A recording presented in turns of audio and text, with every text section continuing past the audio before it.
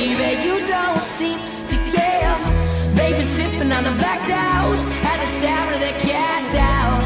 That don't change the fact that you don't know any strangers. You don't know any strangers. You don't know any strangers that me show you around. You need somebody, darling, I'm somebody. Come on, crash my party, bring me right on down.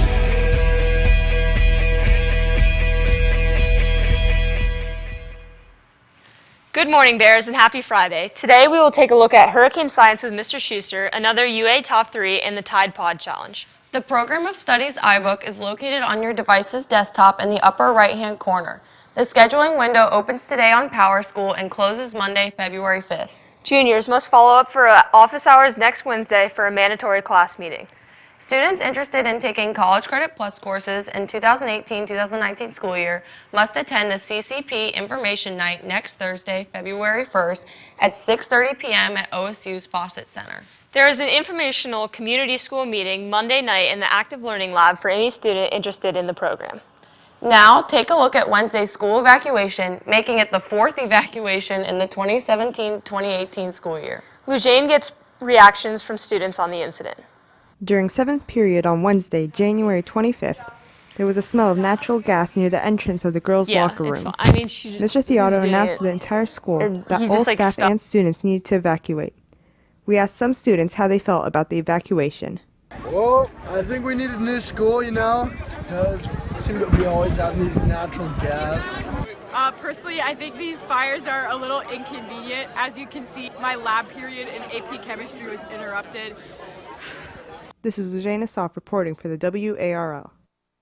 Because of the unexpected evacuation, the fire drill initially scheduled for today is canceled. On Tuesday, the Electronic Classroom of Tomorrow, also known as ECOT, appealed its decision of its sponsor to immediately suspend its operations. The online charter school was falling short in educating the amount of kids it claimed it was teaching and was no longer able to pay its sponsor, Lake Erie West. Approximately 12,000 students had to find another school for their second semester. Seniors planning to attend Ohio University in the fall, OU's trustees voted to increase tuition for the 2018 freshmen by 1.3%, housing by 3.5%, and food services by 2%. This means tuition increased from $24,500 to $25,100. And now to Kate and Josh with sports. Hi, and welcome back to another segment of sports. Our athlete of the week goes out to senior Harry Baker, who announced his commitment last night to play collegiate lacrosse at Florida Southern College. Congrats, Scrappo. Both girls and boys swimming and diving teams have earned wins this week against Bishop Watterson, St. Charles, and Olentangy. Good luck to them as they begin OCCs on Saturday at home at 8 a.m. The wrestling team had a dual state tournament started this week. Our Golden Grapplers beat Delaware Hayes 41-24 on Wednesday, advancing them to the second round, in which they had a close loss against Marysville last night. The baseball team sub sale ends today. See Mr. Marker or a baseball player to place an order. All subs will be delivered to homes on Saturday, February 3rd, just in time for the Super Bowl. And now here comes another UA Top 3. UA Sports. It's in the game. Junior CJ Carsados gets a pass from Captain Casey Jones on a fast break and throws it down emphatically. While this is his first career dunk, we think it will not be his last. Senior Jake Evans played in his first games back on the ice since his torn ACL while playing football nearly 5 months ago. He nets a rebound off a shot from Michael Mao to score his first goal of the season. The Bears lost this game to Liberty 4-3. Freshman Tally Angelis finishes her floor routine on Wednesday with a round-off whip layout. UA placed first in this tri-meet with a score of 128.85 against Marysville and Liberty. UA Sports. It's in the game. This has been Kate Gomez and Josh Cole reporting for WARL. Freshman gymnast Mia Zagurnis got first on vault and second in all-around. Sophomore Sydney Rose placed first on beam. Senior Megan Krause delivered first on floor, and sophomore Ava Carlin placed fifth on bars. Their senior night is Monday. Our Golden Bear gymnasts will compete against Sheridan, Grove City, Franklin Heights, Central Crossing, and Westland at 6:30 in the freshman gym. On Tuesday, the boys basketball team blew past Westville North 72-60. Dane Goodwood led the team to a good win with another 20-point game, increasing his average of 23.5 points per game. The Lady Basketball Bears picked up a 34-24 win at Westerville North on Tuesday. They're back in action tonight with the boys against Hilliard-Davidson. The girls tip off at 6 and the boys at 7:30, both at home. And what's even better than having a varsity basketball doubleheader tonight? It's the girls' senior night and Bear Den Game of the Week. Girls basketball underclassmen Arissa Pippins, Mel Gurliet, Ellen Sneed, and Adrian Watchman tell us more.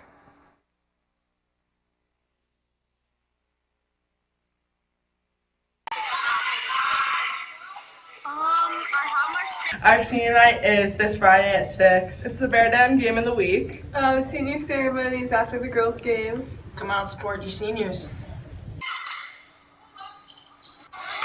Seniors Kylie Casey and Maddie Mead will be celebrated tonight.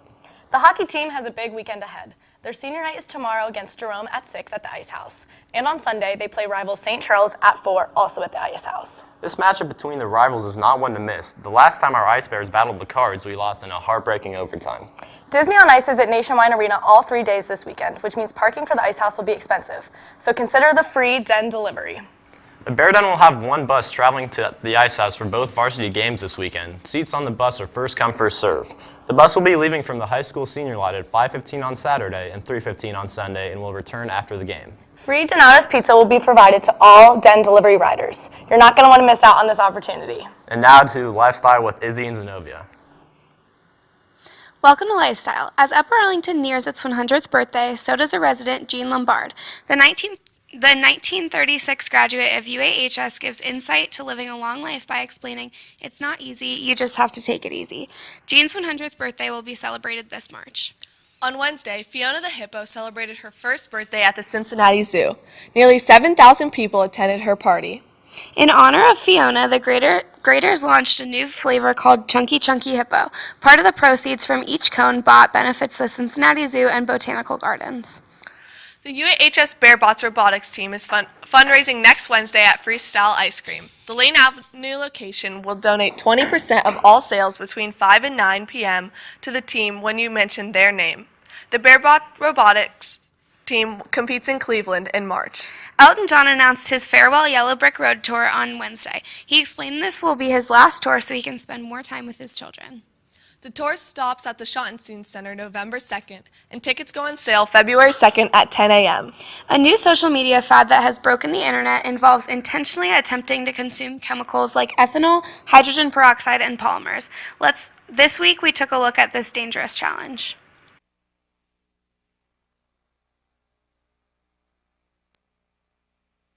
No, no, no, no, no, no, no. No, no, no. This public service announcement was released by Tide in response to the surge of internet postings on the so-called Tide Pod Challenge. The challenge has been all over the news lately because participants in this strange dare risk nausea, vomiting, chemical burns, stomach ulcers, and in some cases even death. I caught up with UA students to see their perspective on the challenge. I've heard of the Tide Pod Challenge, and I think it is funny and really dangerous, so you shouldn't do it. I think it's a terrible idea. Like, kids will kill themselves if they try it. Who wants chemicals in their body? I know I don't. I think it's really stupid because, like, why would you do that to yourself and, like, basically put yourself in harm's way? I think it's pretty cool that people are eating laundry detergent. I've heard of the Tide Pod Challenge, and I think it's a dangerous idea. I think that people are overreacting about the Tide Pod Challenge, and that's how kids learn how to grow up, by making stupid decisions. CEO of Tide's parent company, David Taylor, reminds everyone that while the challenge may seem funny, safety is no laughing matter, and Tide Pods should be intentionally ingested under no circumstances. According to the American Association of Poison Control Center, the Tide Pod Challenge was responsible for over 80 calls to poison control since the start of 2018. This week, the nominations for the Academy Awards were released. Rachel Morrison made history as the first woman nominated for the cinematography category. And Jans Ford is the first transgender director to be nominated for an Academy Award for his documentary, Strong Island. The film explores the involvement of racial injustice in the murder of Ford's brother and is available for streaming on Netflix. James Corden is hosting the 60th Annual Grammy Awards Sunday at 7:30 on CBS, with performances by Lady Gaga, Ben Platt, Sam Smith, and Rihanna. Now back to Madeline and Kylie.